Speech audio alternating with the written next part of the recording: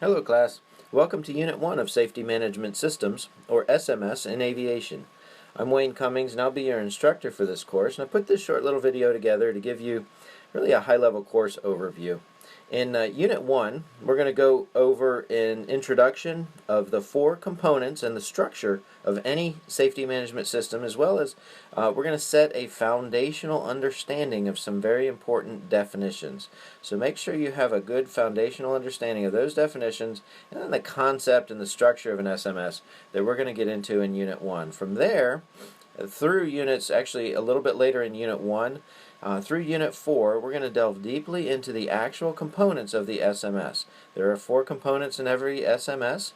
We're going to get into their elements and their regulatory requirements. In Unit 5, we'll talk about SMS implementation. Under every module, you have activities. Under the Activities tab, you have assignments for reading. You have presentations that I've put together for you to view, and then in some of the units there are video presentations that I've put together, just short videos that you can click on, and they help fill in any of the gaps or help explain some of the material that can be maybe a little bit confusing in the presentations. I try to boil it down, make it very easy to understand, and we get into that. Check the Activities tabs in each of the modules for that information. My hope throughout this course is that you start to see system safety everywhere you look. I hope you start to recognize hazards in your home, your car, your schoolroom, and your place of employment. You can see a candle burning too close to the edge of a table. That's a hazard. The risk of it falling or getting knocked over. A ladder sticking out into a doorway, distracted driving, wearing a seatbelt, a helmet, how to mitigate risks. So I hope that when you see hazards throughout the world you live in, you start to recognize how those can be mitigated by reducing either the severity, should an event occur, or the likelihood that it does. We're going to get into all of those details in class, and I hope that it helps to start to change and mold the view that you have of the world that you live in. This is a combined course. It is an undergraduate course and a graduate master's level course. The undergraduate course is 5 weeks long. The graduate course is 7 weeks long.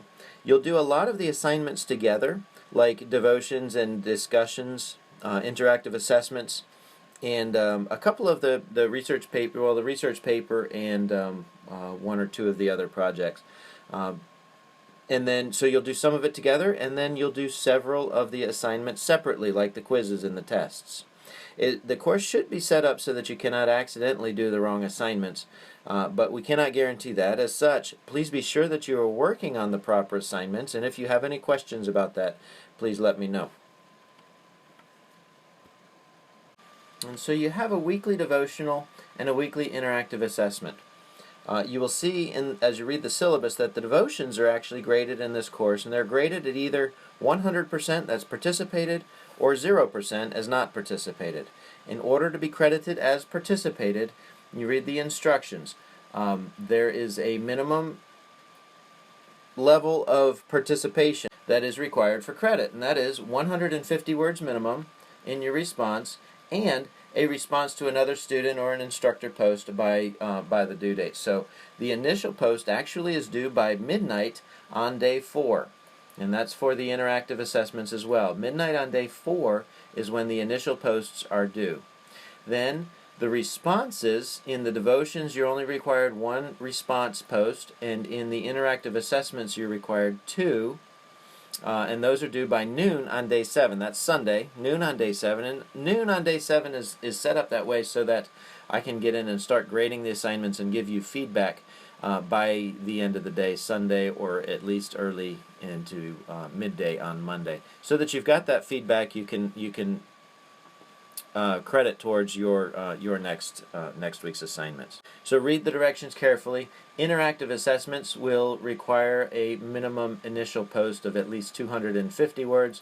Interactive assessments are graded on content as well as participation. So those actually are graded in different ways. You can get to the rubrics and you can see exactly how the grades will happen by going to the syllabus, to your appropriate syllabus tab, and then you scroll down past the course overview into where you get a rubrics link there, and you can see exactly how your grade will be determined for all of your assignments through that rubrics tab. The due dates on the discussions and the devotions, having that initial post due by midnight on Thursday or day 4, that's to ensure that we get our initial posts up on the discussion board in time to actually discuss and debate some of the principles we're going to learn. It gives us a little bit more deeper insight into the topics that we're learning, rather than throwing everything up on the discussion board over the weekend. So that's why the discussion board content or due dates are set up in the way that they are. You will see in the assignments that many of them require you to cite references in APA formatting. Here is a website that I have found to be very helpful when writing in APA format. If you go to the Purdue Online Writing Lab, you click on APA Style, and then click the APA Formatting and Style Guide. It looks complicated at first view, but it's really not. It actually gives very good insight, overview, and examples. So in-text citations, for example, you scroll down and it gives you actual formatting. Research by Wagner and Petty, 1994, supports, or how you can actually cite references in the text. Then they also give you reference list information, basic rules, and then reference list. This link will show actual examples of what the reference list is supposed to look like. So use this. I'll post the link in the actual announcement tab. This will be very helpful for you as you format your discussion questions, your research paper, and other things in APA format. In weeks 1 through 4, you have a quiz each week that covers that week's material. At the end of Unit 5, you have a comprehensive final exam. Quizzes and the test are open book, open note.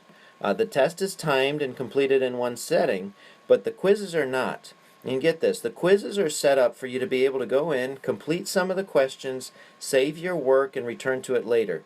You can actually use the quizzes more like a study guide. That can be study guides to help you work little by little through the material throughout the week. You do not have to complete the quizzes in one setting.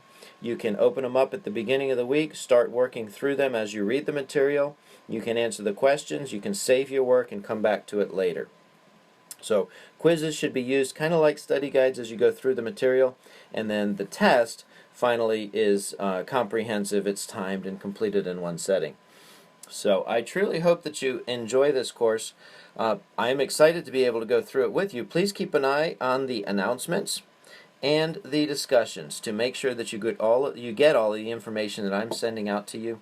And if you need anything at all, feel free to reach out to me, and I look forward to seeing you in this week's discussion.